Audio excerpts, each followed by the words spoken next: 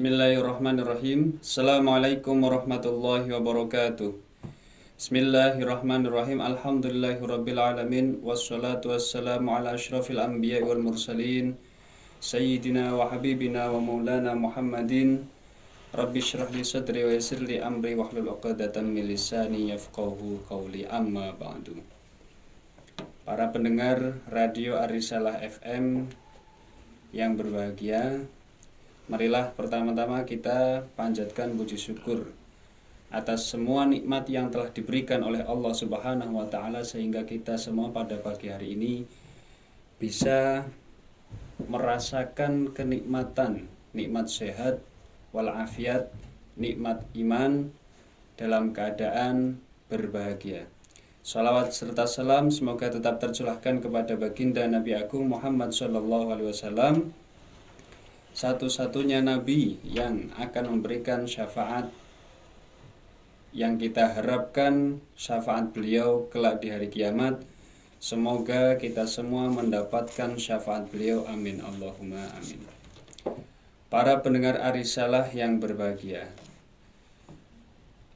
dalam kesempatan pagi hari ini kita akan membahas tentang kajian fikih Ahlus Sunnah wal Jamaah. Jadi perlu kita ketahui apa itu Ahlus Sunnah wal Jamaah.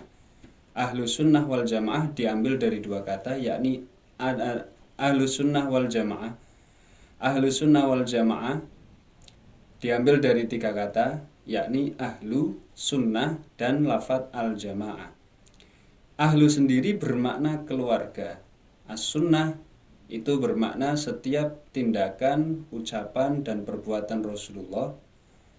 Wal Jamaah artinya kelompok besar yang mengikuti Rasulullah.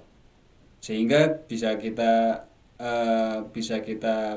pahami dari kata Ahlus Sunnah wal Jamaah, yakni bermakna orang-orang yang mengikuti tindak lakunya Rasulullah, mengikuti ucapan-ucapan Rasulullah, sunnahnya Rasulullah, wal Jamaah, dan kelompok besar yang mengikuti orang-orang yang mengikuti Rasulullah. Salah satu tema yang sering akhir-akhir ini sering digembor-gemborkan oleh orang-orang di media sosial adalah mengenai bermadhab langsung kepada Rasulullah. Kita harus bermadhab pada Rasulullah. Lah ini perlu hati-hati, karena jika ditelusuri muaranya, jika ditelusuri bermadhab pada Rasulullah, itu ujung-ujungnya pada Syekh Utsaimin dan juga Syekh Ibnul Baz. Pada hakikatnya mereka bermadhab langsung pada Rasulullah, tapi lewat jalur Syekh Utsaimin, lewat jalur Syekh Ibnul Baz. Mereka mengaku bahwa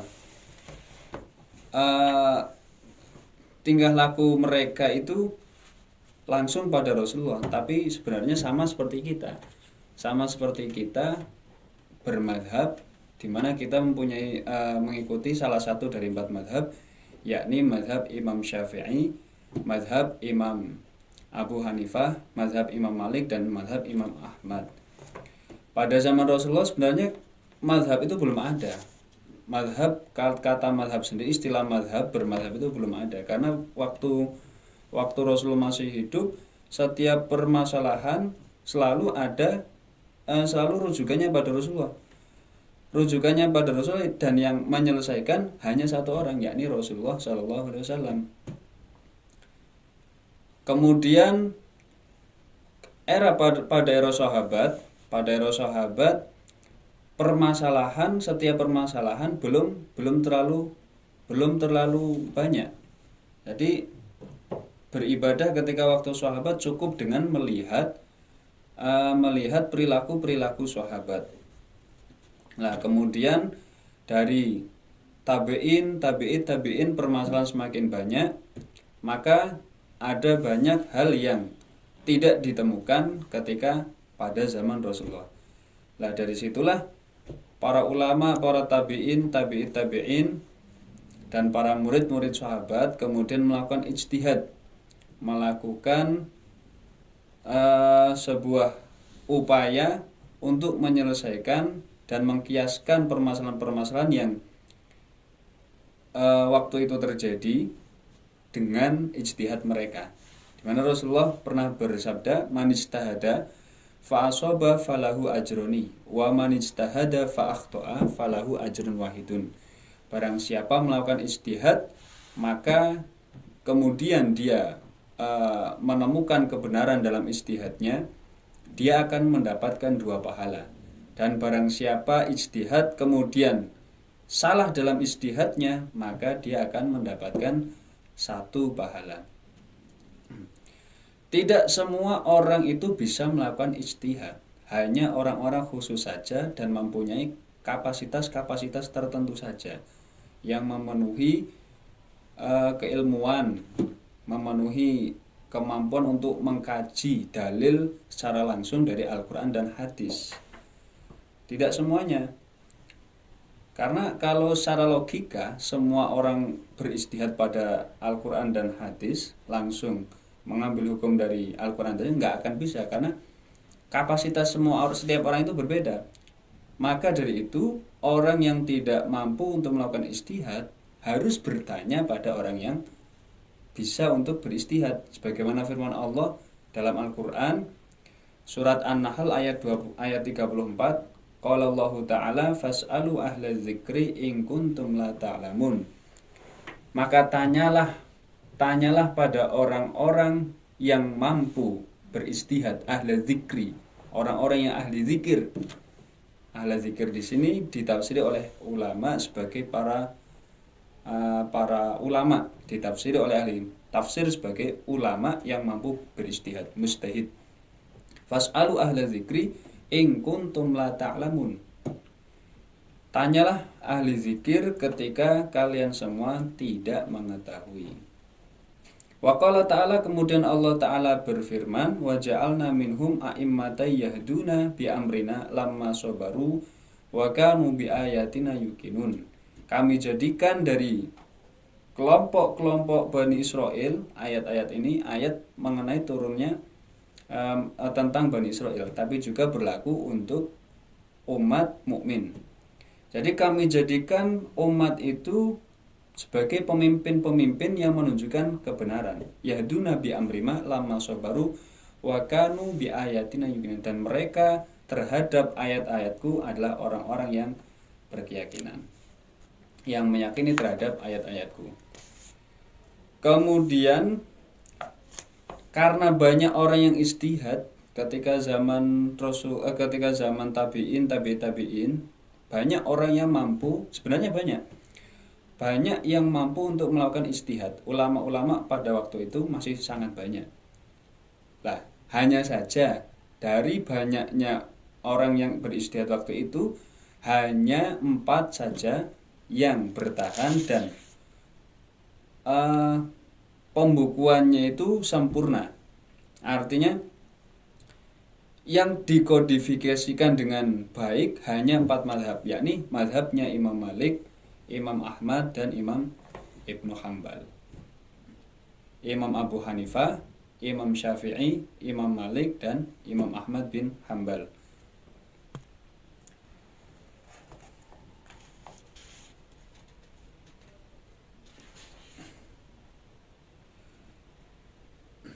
Disebutkan di sini fataqlidu ahadil ulama fataqlidu ahadim minal ulama al mujtahidin wajibun ala man lam yablugh dzalikal martabah.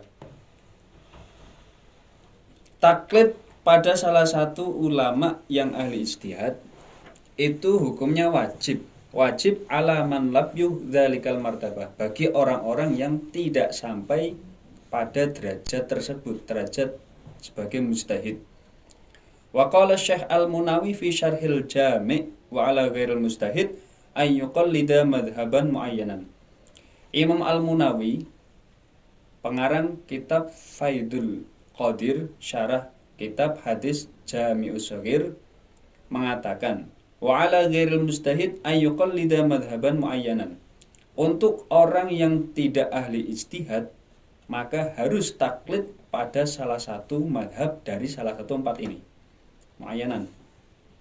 Wa naqalahu Asy-Syaikh Abdul Ghani An-Nablisi fi kitab Khulasatit Tahqiq wa qala Imam Razi fi tafsiri qawlihi walau rudduhu ila rasuli wa ila ulil amri minhum la'alimahu alladhina yastanbitunahu minhum dalatun ala umuri ahaduhuma anna fil ahkam ma la yu'rafu bin nas bal bil istinbat. Disebutkan dalam sebuah keterangan, Syekh Abdul Ghani An-Nablisi menukil salah satu keterangan dalam kitab Khulasatul Tahqiq. Imam Ar-Razi menafsiri, di situ dijelaskan Imam Ar-Razi mengomentari sebuah ayat, "Lau rudduhu ila rusuli wa ila ulil amri minhum la'alimahu alladzina yastanbitunahu minhum." Ketika andaikan mereka mengembalikan sebuah permasalahan pada Rasul dan pada orang-orang yang mempunyai kewenangan dalam perkara tersebut, maka sesungguhnya orang-orang yang beristimbat di antara mereka akan mengetahui solusinya, akan mengetahui duduk permasalahannya. Lah, dari ayat ini Imam Ar-Razi memberikan komentar, dalatun ala umurin, ada beberapa dalil yang bisa kita petik, yang bisa kita ambil. Ahaduha anna fil ahkam ma la yu'rafu bin nas bal bil istinbat. Bahwa dalam beberapa permasalahan hukum ini ada hal-hal yang tidak bisa kita ketahui hanya dengan membaca saja, hanya dengan melihat tekstual lafadznya, tapi dengan cara al-istinbat, dengan cara harus menggali secara dalam, istinbat. Saniha annal istimbato hujjatun. Hal yang kedua, istimbat yang dilakukan oleh ahlinya ini bisa menjadi hujjah bagi orang lain, bagi dirinya dan juga bagi orang lain. Karena orang lain yang tidak mampu menggali hukum dari Al-Quran tentunya kan hanya ikut pada orang yang mampu. Dan orang yang mampu menggali hukum, maka hukum tersebut juga berlaku untuk dirinya dan untuk orang-orang lain yang tidak mampu. Salisuha annal ami yajibu alaihi taqlidul ulama fi ahkamil hawadis. Nah, hal yang ketiga dari ayat tersebut bisa kita simpulkan bahwa orang yang tidak tahu, orang awam yang tidak tahu mengenai permasalahan sebuah hukum, maka wajib baginya untuk taklid, mengikut pada salah satu ulama yang mengetahui hukum-hukum yang terjadi. Jadi laurudduhu, dari awalnya laurudduhu ila rasul wa ila ulil amri minhum, andaikan mereka mengembalikan sebuah permasalahan pada rasul ketika zaman Rasul masih hidup, atau wa ulil amri minhum, atau orang-orang yang berkemampuan dalam sebuah masalah, la'alimahu alladzina yastanbitunahu minhum, maka orang yang beristinbat akan mengetahui duduk permasalahan di antara mereka. Kemudian dalam kitab Jam'il Jawami, syarahnya Imam Al-Mahalli, disebutkan yalzamu ghairul mustahid amiyan kana aw ghairahu ay yalzamu taqlidun lil mustahid liqaulihi ta'ala fas'alu ahla dzikri in kuntum la ta'lamun. Dalam kitab Jam'ul Jawami dan syarahnya, Imam Al-Mahalli menyebutkan bagi orang yang tidak ahli dalam berijtihad, entah itu dia itu orang awam atau yang lainnya, maka harus taklid pada mustahid, karena berdasarkan firman-Nya Allah, fas'alu ahla dzikri in kuntum la ta'lamun. Intaha. Kemudian Imam Syekh Dawud Al-Musawwi Al-Baghdadi dalam kitabnya Asyaddul Jihad fi abtali da'wal ijtihad, bahwa jihad yang terberat adalah adalah dalam permasalahan mengaku-ngaku dalam mampu dia berijtihad. Jihad yang paling berat adalah untuk membatalkan pengakuan dia ahli ijtihad.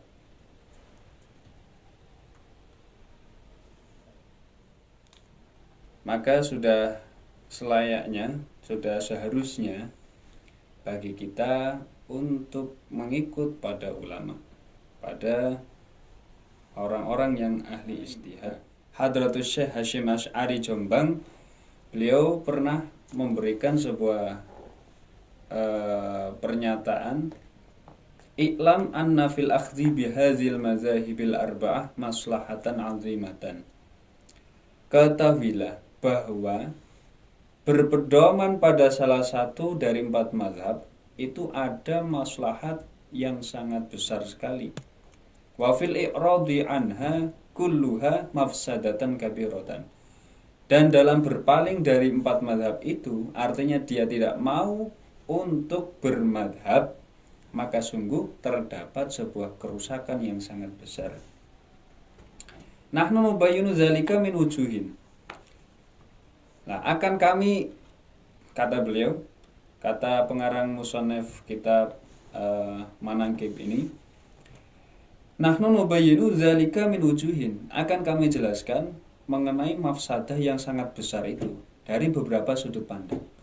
Sudut pandang yang pertama, ahaduha annal ummata ijtama'at ala ayyatamidu ala salaf fi ma'rifati syariah, fi ma'rifati syariah.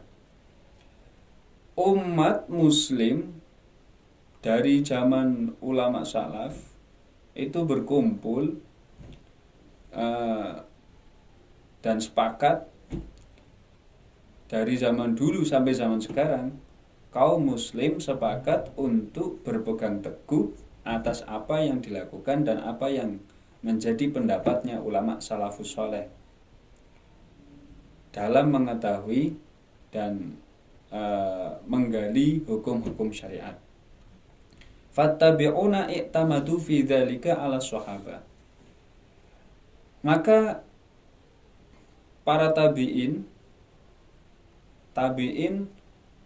berpedoman dalam penggalian syariat itu, berpedoman pada perilakunya sahabat. Wa yatba'ut tabi'in i'tamadu ala tabi'in. Kemudian kurun setelah tabi'in, yakni tabi'in yang menjadi panutan adalah tabi'in di atasnya. Wa hakadza fi kulli tabaqatin i'tamadal ulama ala man qablahum. Jadi ada beberapa masalah yang semisal ibadah. Dalam ibadah itu ada yang sebenarnya enggak dipermasalahkan. Jadi dia melakukan ibadah, kemudian enggak ada melakukan ibadah. Wa yatba'u tabi'in i'tamadu ala tabi'in wa kadza fi kulli tabaqatin i'tamadal ulama ala man qablahum wal aqlu yadullu ala husni dzalika. Dan setiap tingkatan itu beriktimat pada ulama-ulama sebelum tingkatannya. Li'anna syari'ata la tu'rafu illa bin naqli wal istinbat. Karena syariat itu tidak bisa kita ketahui kecuali dengan nukil, kecuali dengan meriwayatkan dan juga dengan menggali hukum. Wa naqlu la yastaqimu illa bi an ta'khudha kullu tabaqatin amman qablaha bil ittisal. Dan periwayatan ini tidak konsisten kecuali dengan orang kurun setelahnya mengambil riwayat dari kaum seatasnya. Wala budda fil istimbat ayya'rifa madzahibal mutaqaddimin. Dan dalam penggalian sebuah hukum, seseorang harus mengetahui pola pikir mazhabnya ulama-ulama yang terdahulu. Li'alla yakhruja an aqwalihim, supaya dia tidak keluar dari pendapat dari ulama sebelumnya. Fayukhrikul ijma, sehingga dia akan menerjang ijma. Fayubni 'alaiha wa yasta'inu fi dzalika biman sabaqahu. Sehingga ketika demikian, maka dia akan membangun dan justru memperkuat pendapat-pendapat ulama yang terdahulu. Li'anna jami'a suna'ah kasarfi wan nahwi wat tibi wasyi'ri wal hidadah wat tijarah wasyiyagha lam tatayassar li ahadin illa bimulazamati ahliya. Karena setiap pekerjaan apapun itu, entah itu dalam bahasa, dalam fan ilmu nahwu, dalam fan ilmu kedokteran, dalam ilmu pertukangan, itu mesti orang yang baru itu harus belajar dari orang yang sudah pandai. Lam tatayassar li ahadin illa bimulazamati ahliya.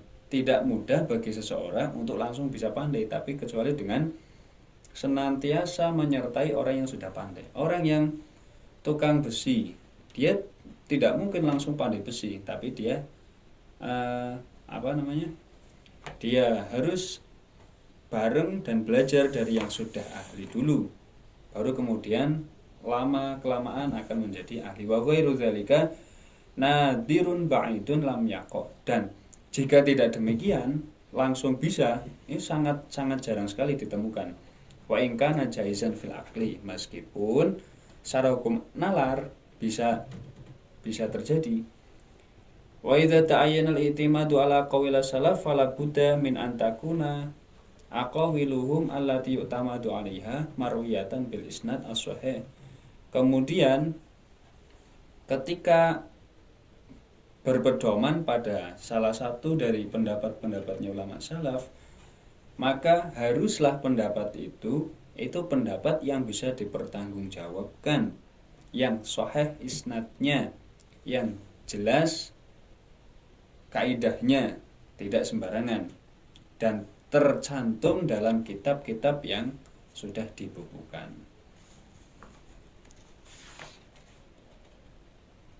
Nah,